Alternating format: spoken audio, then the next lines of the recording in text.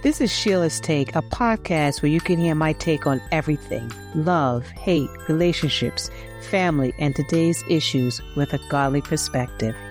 I'm your host, Sheila Dunbar. Thank you for joining me. Welcome back to Sheila's Take, where I uncover personal stories of triumph and transformation. On today's episode, I am honored to have Kevin Palmieri, the CFO, founder, and co-host of Next Level University, joining us. With over 1,500 episodes and a global audience spanning over 160 countries, Kevin's podcast has made a significant impact in the realm of self-improvement. Kevin's journey is a testament to the power of resilience, determination, and holistic self-improvement. Despite having it all on the surface, he discovered the harsh realities of a rock bottom. It was from this place of deep despair that he embarked on a transformative quest to overcome his anxiety, depression, and live a life aligned with his dreams. So grab your favorite beverage, lean in, and prepare to be inspired by Kevin's profound insights on today's episode. Welcome, Kevin. How are you? Sheila, I'm living the dream. Thank you so much for the wonderful introduction. I appreciate that very much. I appreciate the kind words, and I am excited to chat with you. Well, thank you. You're welcome. Can you share more about your personal journey from a low point in your life to becoming a successful podcast host and coach in the self-improvement space? Yeah, I often say that my life has been a bit of a roller coaster ride. So I started at very humble beginnings. I was raised by my mom and my grandmother. I didn't know my dad. I didn't meet my dad until I was 27. So that was the start. And I decided not to go to college. It just didn't make sense to me. I don't know what I want to do with my life. I'm not going to pay somebody to help me figure out what I want to do with my life. Right. So I ended up working these odd jobs. I worked at a gas station, personal trainer, truck driver, forklift operator, cleaned bathrooms and floors at a hospital, many things. I did many different things. Yeah. In my early 20s, this is when I found quote unquote success. So I got a job in an industry called weatherization. And all that means is we go into large buildings and we make them more energy efficient through retrofitting the building. Easiest way to explain it. Okay. I went from making like $15 an hour at a construction job to $60 an hour. Doing that? At this new job. Wow. Yeah. And I think the most I ever made was, I think I made $120 an hour on one of the job sites we were working at. So for me, I was convinced I found my thing. This is it. I'm not going to college. That was the right play. This is amazing. Everything's awesome. If you saw me when I was 25, you would see a young man who had a really good job. I had just competed in and won a bodybuilding show. So I had bodybuilding trophies that said I was in shape. So I was in the best shape I've ever been in and I will ever be in, for sure. My girlfriend at the time was a model. Wow. I was living the dream. Had it all, right? I was living the dream. Sheila, nice car, all the stuff. Wow. But internally, I was a shell of myself. I was insecure. I was uncertain. I was afraid of my own shadow. I just was not whole. I was struggling. Way worse than anybody understood. My girlfriend left me because it's very hard to pour into somebody else's cup when your cup is just empty. So she left. I was miserable. I convinced myself that if I just went and made a boatload more money, all of my problems would go away. I spent the next year living on the road, living in hotels because most of our jobs were in other states. Made $100,000 that year. I made the most money I had ever made up until that point. And then I still ended up sitting on the edge of a bed contemplating suicide the next year because I was just so miserable and I felt stuck and I felt trapped. And it was just brutal. I was so afraid to start over. I was so afraid to lose my reputation.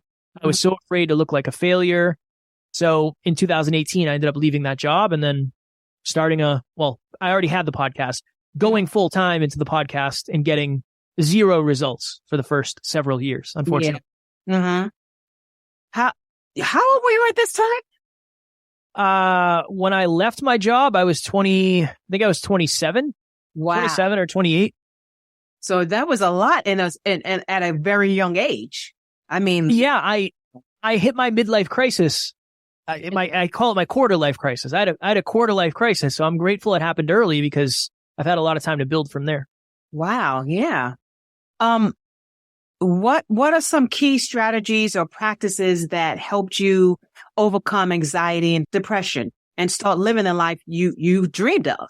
Yeah, that's always a hard question because I don't know that I think I'm more the exception than the rule when it comes to this. So just as an example, my depression went away when I left my job. Okay. It left. I mean, have I had moments? Minor moments? Yeah. Nothing like that, though. So that's one thing. The anxiety thing for me, I have worked really hard at trying to sustainably get outside of my comfort zone. Is the best way for me to explain it. But my anxiety might be different than yours, whether you're watching or listening. It might show up in a different way. It might manifest in a different way. Right. But for me, getting outside of my comfort zone and then proving to myself that a lot of my overthinking was coming from uncertainty. And the more I get outside my comfort zone, the more I experience, the more I grow, the more I evolve, the more certain I become. I've tried to liken it to when you build strength in the vessel, the external world affects you a little bit less.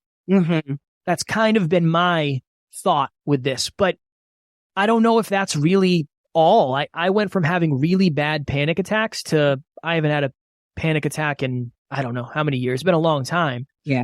The best thing I can point to is working really diligently on self-improvement and self-awareness and mindfulness, but also understanding that when I get outside of my comfort zone, I think it helps me deal with uncertainties more effectively is what I would say. I have suffered from anxiety. I'm more of the second guess worrier.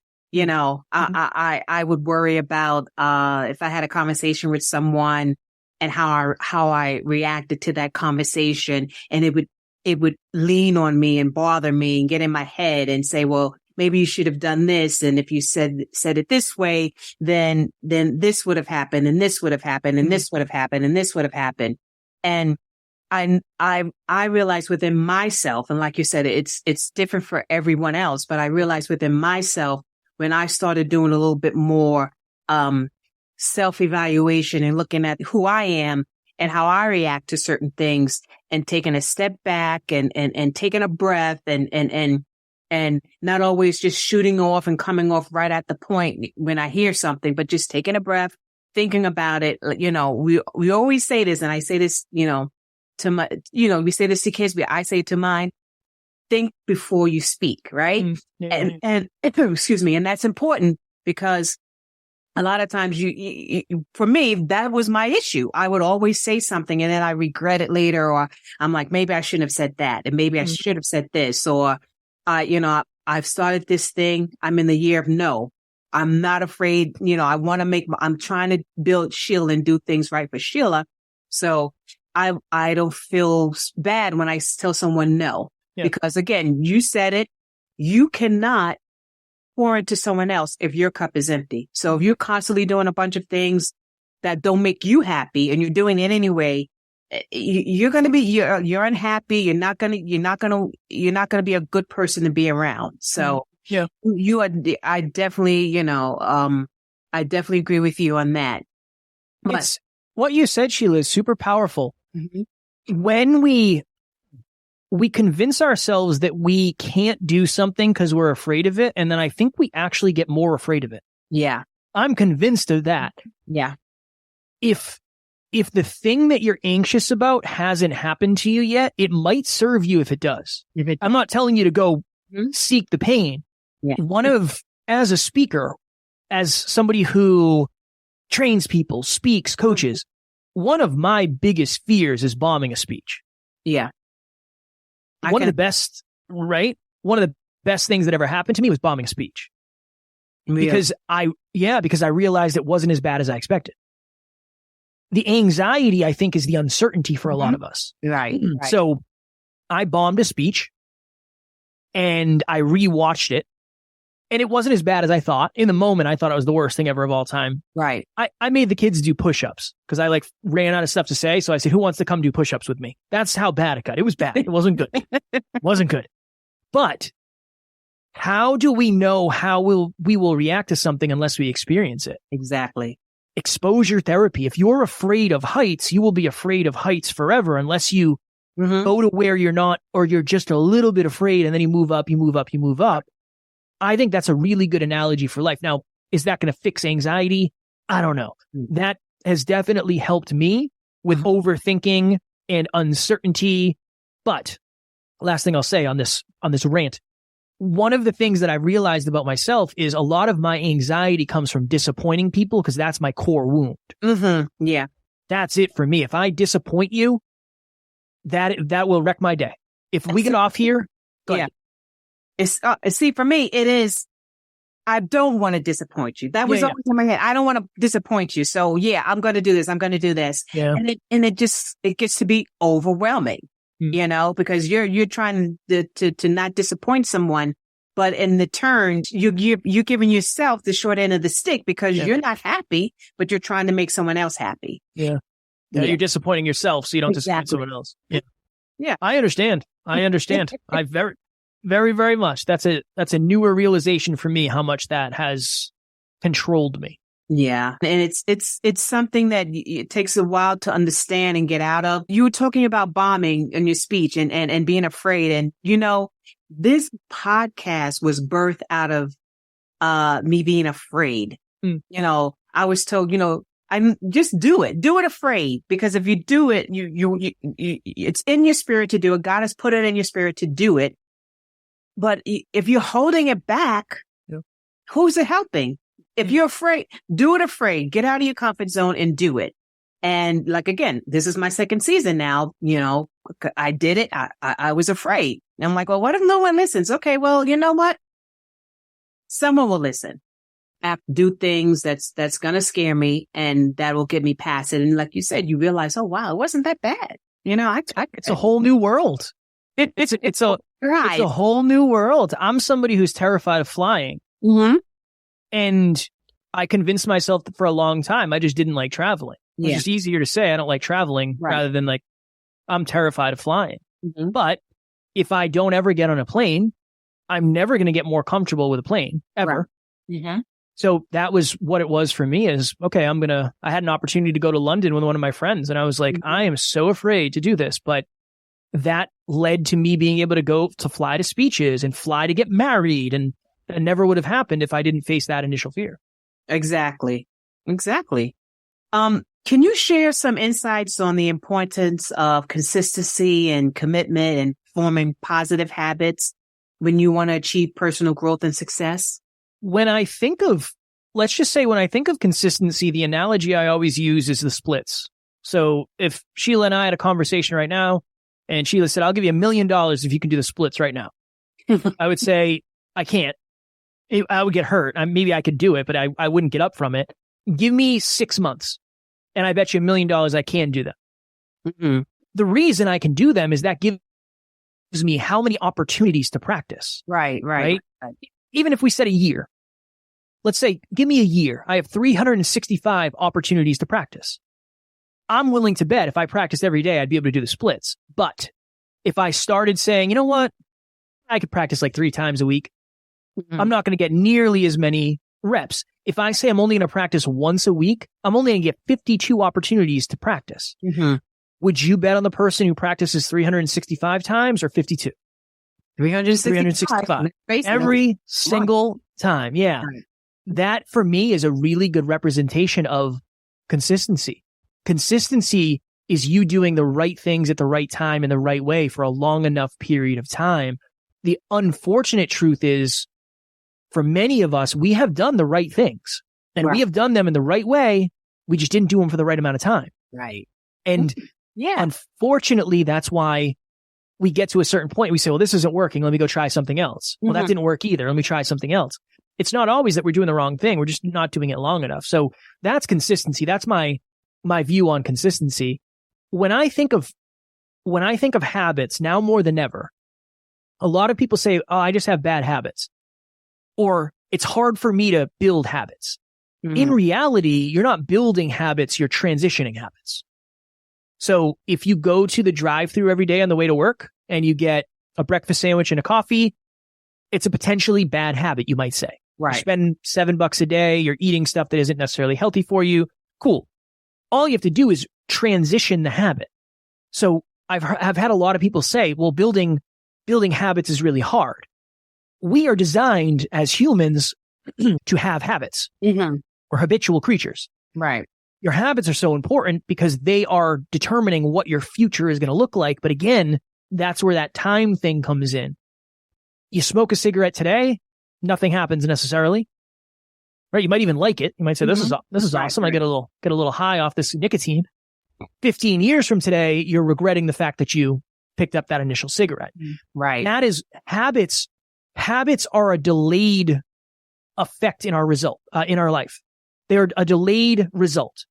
The habits we're practicing today, we're not going to see a result of for years, potentially. Right. But that's why they're so important, because when you practice them with consistency and commitment for long enough, you can ultimately get results in your life that maybe you didn't even believe were possible. But it starts with having that potentially challenging conversation with yourself of, on a scale of 1 to 10, how aligned are my habits with who I want to be in the future? Really is the question. So habits are everything. If you see someone who has positive habits and you had money to bet on whether or not they would succeed, you'd probably say yes. But on the opposite end, if you knew somebody who had a bunch of bad habits, you probably wouldn't bet on them achieving their quote unquote dream life, unfortunately. Right. Yeah. Yeah. I agree. I totally agree. I know I've had a bunch of bad habits, health wise and so forth. And what I've done is transition those bad habits into good ones, now I'm working out regularly. I'm eating healthy, as opposed to in the past where I used to have gym memberships and I just look at them and they just made money off of me, because I'd be like, okay, that's the gym. I just passed by the gym that's the gym I pay money to. I don't go to that gym, but I pay money to it, and eating unhealthy. And now it's the total opposite. I've transitioned those bad habits into the good ones where I'm eating healthy, I'm working out, and I feel great, so it's a mindset too. It definitely is a mindset. Yeah. How do you tackle issues related to the mindset, your confidence and fear in your podcast and in your coaching sessions? Yeah, it usually starts with an identity level. So I think a lot of us, we say, well, I'm not confident, or I'm not, whatever it is. I'm not confident. I'm not secure. I'm not this. When in reality, it usually starts way, way, way, way, way, way deeper than that. So the goal is always to dig into the identity level of, well, who do you believe you are? And who has decided who you believe you are? Is it you? Did you decide? Or did something happen to you in 5th grade that then changed the course of your life? So just as an example, when I was a freshman in high school, I lifted up my arm to ask a question. And one of my friends said, "Oh my God, look at your armpit stains." And that little thing affected so much of my life because I was so insecure. It definitely hurt my confidence. I was so afraid of judgment. That awareness of, look, that was something somebody said to me in high school. There's no way I can let that run the rest of my life. That can't be the person that I show up as. That awareness is super important. So at the end of the day, most of it is about asking questions. I love, one of my favorite questions is, what does that mean about you? What does that mean about you? So I'm not confident. Okay, what does that mean about you?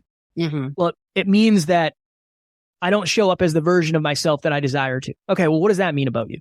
And you just dig and you dig and you dig and you dig. Okay. And then maybe eventually you get to the place where I can say, well, where do you feel confident? Well, I feel confident at the gym. Okay, why? I've put a lot of time into the gym. Oh, okay. Is there any possibility that the reason you don't feel confident in these other arenas is because you haven't put that much time into them yet? Oh, maybe. Okay. And then that's a potential new awareness that we can build habits around. So it really is awareness is the opportunity for change. Responsibility is you and I have a conversation, and then you have more necessity because now we're in this together. Okay. And then commitment and consistency is at the end. Okay, what do we do from here? Okay, we're going to get outside of our comfort zone and we're going to fear chase, and we're going to practice the thing that we don't think we're good enough at yet. And then we'll see how we feel over the course of a month, 2 months. How does that shift? So awareness is everything. At the end of the day, self-awareness, others awareness, I think is one of the best places to start because it helps us understand our identity at a deep level.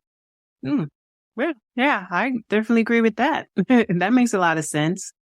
Let's talk about relationships. They play a significant role in personal development. What advice do you have for my listeners who want to improve their relationships or build better connections with others? If you want to find your people, you have to be yourself. One of the hardest things in the world is being authentic. Yeah. Unfortunately, the thing that we desire the most is one of the hardest things. But you have to lean into who you actually are, because if you want to attract your people are going to resonate with the real you. So that's part one, is get familiar with who you actually are. What are your core beliefs? What are your core aspirations? And what are your core values as a human? So that's part one. Okay. The second thing I always say is, if you like a certain artist, let's say you like Taylor Swift. Taylor Swift's huge right now, crushing it. Where would you go to meet other Taylor Swift fans? You'd probably go to a Taylor Swift concert. A concert, exactly. Right? Or you join a Facebook group, or you'd go to her movie. You'd find somewhere where those other people are going to be. Right. I think it's the same about finding growth-minded, positive people. Where would they be? Well, they'd be in a Facebook group about self-improvement. Awesome. They would be at this event. Awesome. They'd be at this meetup. Awesome. They'd be here, right? So I think one of the things that is challenging but truthful is most people aren't just going to fall into your life. You're going to have to seek them out. Yeah. You're going to have to seek them out, and you're going to have to put in a pretty high level of effort going and trying different places and meeting people and trying to see who connects with you and really, really connects at a deep level. That. And then if we were talking about, let's just say, intimate relationships, the number one thing that has benefited me, two things. You already spoke to one. I have an analogy called pinball. Don't ever say the first thing that pops into your mind when you're triggered. Ever. Don't ever say it. It's most likely not going to land. If you've ever seen Family Feud, there's a lot of bloopers on Family Feud. And the reason is people say the first thing that comes to their mind. Yeah. That is a dangerous game. And then another thing that's been very beneficial for me is anytime my wife gives some sort of thought around maybe something she's struggling with, I'll say, are you looking for strategy or are you looking for a shoulder? Are you looking for me to help you solve the problem, or do you just want to vent? Yeah. I'm a problem solver. Yeah. So normally I just would say, okay, this is how we fix it. That's not always what the other person is looking for. Exactly. So that has been very beneficial. The pinball as well as the strategy or shoulder, two things that have helped me tremendously, not just in intimate relationships, but any relationship. Yeah, that makes a lot of sense. I'm gonna use that with my husband, because sometimes I'll talk to him about something and he'll be like, well, you should do this. And I'm like, no, I don't want you to tell me what to do. I just want to vent. But then he'll be like, well, I'll be venting to him or saying something. And he's like, well, I'm like, well, what do you want me? What should I do? Tell me what to do. Yeah. Well, it's a challenge. It's a challenge. What? So that's definitely, shoulder or strategy. I like that. It's simple. It's simple and easy, How do you address limiting beliefs and help individuals break through their self-imposed barriers? It's the same conversation we had in the beginning. I really think our limiting beliefs are limiting to the degree that we don't push them. You don't push them. So having someone in your corner, here's the beautiful thing. I don't have your limiting beliefs. I have my own. So if you come to me and say, I can't do blank because of blank, that isn't the reality I live in. I live in a different reality of, well, I can't do blank because of blank. Right. I can shift your perspective and say, well, why not? So it's very much the questions of, okay, just as an example, somebody I was working with a while ago had been told that she was not intelligent and she was too stupid to go back to school. Wow. Yeah, it was hardcore. There was a lot of people in her life that just weren't positive. That was a limiting belief. I am stupid and I'm not smart enough to go to school. When in reality, all of the actual reality proved the opposite. You did really well anytime you've ever gone to school. You're a really good test taker. The only way for you to break the limiting belief is to do the thing that you're limited from doing in the first place. So she ended up going back to school and I think she got a 3.9 GPA. 3.9 out of 4 is pretty darn good. Yeah. Now she knows that belief was a limiting one. Next time she can check in with, is this real? Or is this fear? Is this uncertainty? Is this scarcity? Is this my ego trying to keep me safe? Is it a limiting belief? I wish it was easier. I really do.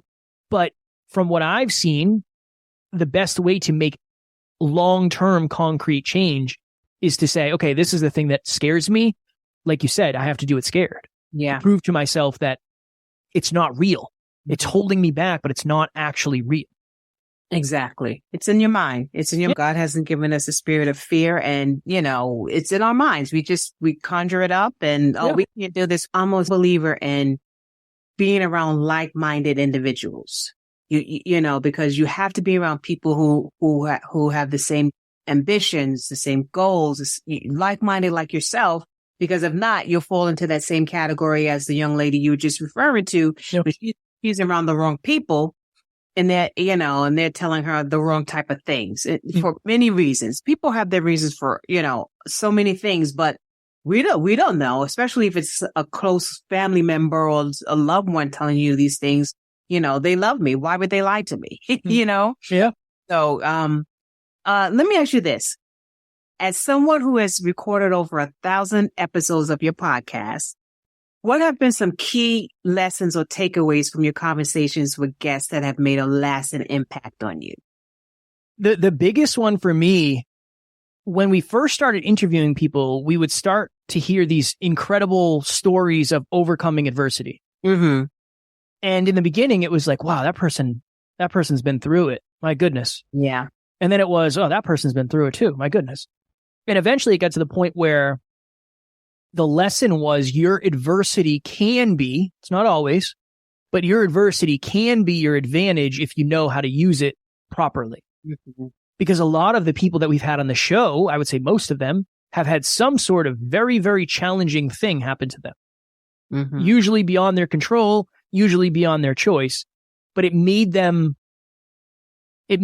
great in different ways. It made them unconditioned parts of themselves. It made them face certain limiting beliefs. It made them become more self-aware. Your adversity can be your advantage if you know how to spin it that way. So that's been one big lesson. And then the other big lesson that always sits with me is a lot of us think that where we are today is where we're going to be stuck forever. And we think that where someone else is today is where they've been forever. Right. When in reality, a lot of it's time. Mm-hmm. So we were interviewing people who have been entrepreneurs and business owners and authors and coaches for 20 years. I was only 30 years old at the time. So they've been doing this almost as long as I've been alive. Oh, okay. Right. If I did this for 20 years, why couldn't I end up where they are? Mm-hmm. So the belief that I had in the very beginning was where I am today is where I'm stuck forever. Where this person is, they've always been. It's always been. Right. Yeah, it's not true. They have time. They have more time under their belt. They have more time to their advantage. So those are the two of the big ones that jump off the page for me. Okay. What are your plans for the future of your podcast and coaching business? And but do you envision yourself continuing to make a positive impact in the lives of others? Till the day I die. Oh, that's a good one. Forever, Sheila. We're going to do an episode a day, every single day. Every day. A day? Oh my goodness. Episode a day. Yeah. For as long as humanly possible. I'm in this to impact people. I want to impact as many people as possible. I want to have the most successful podcast in the self-improvement space from a place of impact. That really is, I must just spill my water. That is what we're after. So The future is doing exactly what we're doing today, just better, with more impact. And yeah, that's it. Better with more impact forever. All right. This is my last question. I promise. Okay. What are you grateful for? Ooh. In the spirit of life, and Thanksgiving is coming up in the U.S. I am grateful to be able to do what I love every day. I'm grateful that I get to wake up and log onto the internet, and I have a roof over my head, and we have technology, and we have lights, and it's cold in New Hampshire right now, and we have heat, and I have a roof over my head. I'm grateful that I get to exist in a safe, physically safe, psychologically safe environment. Because I think we can take that for granted. It's easy to forget how valuable that is and how much that matters. And unfortunately, I've gotten to see, behind the scenes of so many people who don't have that. Yeah. So it's a constant reminder to stay grateful for the things that oftentimes I may take advantage of, unfortunately. Take for granted. Yeah. Well, Kevin, I thank you for taking the time to grace me on my second season of Sheila's Take, and I appreciate you. Can you tell my listeners how they can reach out to you, your website and so forth? Yeah. I always say just tune into the podcast after Sheila's episode. Check out the podcast. Next Level University, all the podcast platforms. We're on YouTube as well. And then the best place to connect with me would be probably on Instagram. Okay. So my handle is @NeverQuitKid. You can just send me a message, questions, comments, concerns, anything you need. I'm always just a message away. @NeverQuitKid. Oh, I like that. Okay. That's me. Well, be sure to catch this episode and follow Kevin @NeverQuitKid on Instagram for more transformative content. Let's embark on this incredible journey together, one story at a time. I thank you, Kevin. I appreciate you. I appreciate you. Keep doing the good work that you're doing. You know it. Join me next time where I will continue to discuss more of today's issues. You can hit me up on Instagram, Facebook, or YouTube, or email me at sheilas-take@outlook.com for topics you would like to discuss, or if you would like to be a guest on Sheila's Take. I am your host, Sheila Dunbar. Blessings to you.